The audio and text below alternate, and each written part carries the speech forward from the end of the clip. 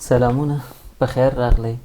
بیا هم د آلماني ژبې زده کړه په دېرشو ورځو کې پنځم لوست دی، لومړۍ ورځ د ژبدود د درسونو لړۍ. په دې درس کې موږ ګورو چې یوه جمله څه رقم جوړیږي.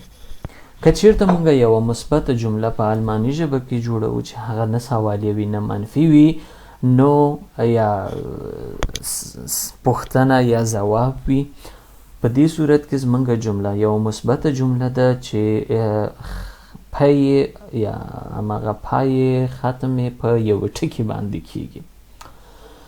په آلماني ژبه کې چې کله موږ یوه مثبته جمله جوړوو، د فعل موقعیت یا چیرته چې موږ فعل لیکو هغه ډیر اړین دی، ځکه په یوه ساده جمله کې په آلماني ژبه کې فعل تل دویم ځای لري، یعنی اول فاعل راځي بیا ورپسې فعل راځي. زمونږ فاعل دلته ایخ ده، فاعل ایخ او لانه دا زمونږ فعل دی. فاعل لومړی موقعیت یا لومړی ځای، لانه چې فعل دی دویم ځای، او دویچ دغه بشپړ کوونکی د جملې چې دی دا بیا وروستو راځي، او یو مثبته جمله په ټکي باندې خلاصیږي. هره جمله چې موږ هغه مثبته وي په آلماني ژبه کې جوړوو، زمونږ فعل په دویم موقعیت کې راځي، یعنی اول زمونږ فاعل وي او بیا هم ورپسې فعل. که زه اوس یوه بله جمله جوړوم، ویمه ایخ زه lebe دا وړوکی ال د مقصد، ich lebe in Deutschland، زه په دویچلند کې ژوند کوم.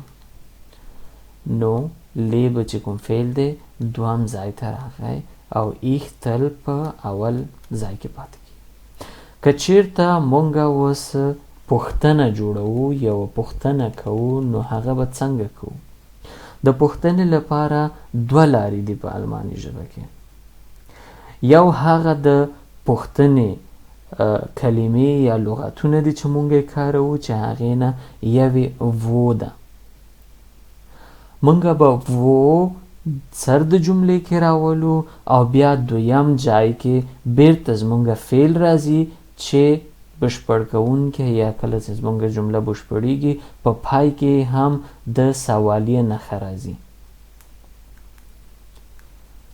ایخ بخښنه وو زمونږ د سوال کولو لغتونه دي چې دا په لومړی مقام یا په لومړی ځای کې راځي، بیا ورپسې lernst du Deutsch په دویم مقام کې lernen د lernst د lernen اخیستل سوی ده چې دو سره یو ځای راځي، دویم ځای کې راځي wo lernst du Deutsch، ته آلماني چېرته زده کوې.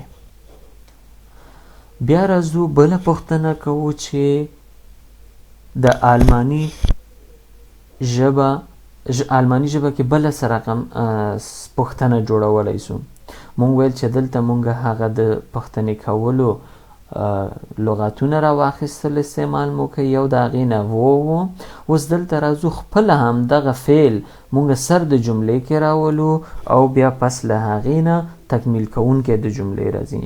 دلته مګم فکر مو اوسه چې دویم ځای همیشه یا تل د فاعل وي.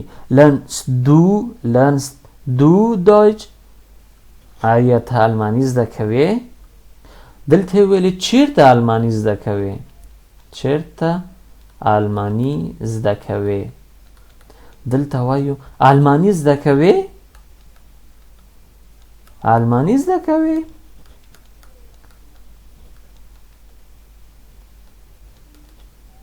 نو په دې جمله کې مونږ ولیدل چې مونږ کولی سو بغیر له دې نه، یا چې مونږ کومه د سوالیه کولو لغتونه ولرو یا د پوښتنې لغتونه ولرو، کولی سو یوه جمله خپله په سوالیه باندې واړو. اوس که زه دا جمله بیرته په مثبته جمله باندې اړومه، وایمه du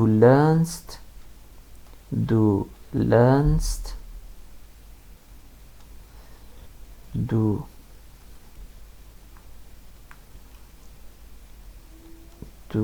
lernst Deutsch.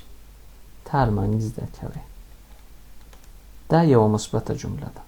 کله مو چې دلته بیا دویم ځای د فعل دی، اول ځای د فاعل. Du lernst Deutsch. Lernst du Deutsch؟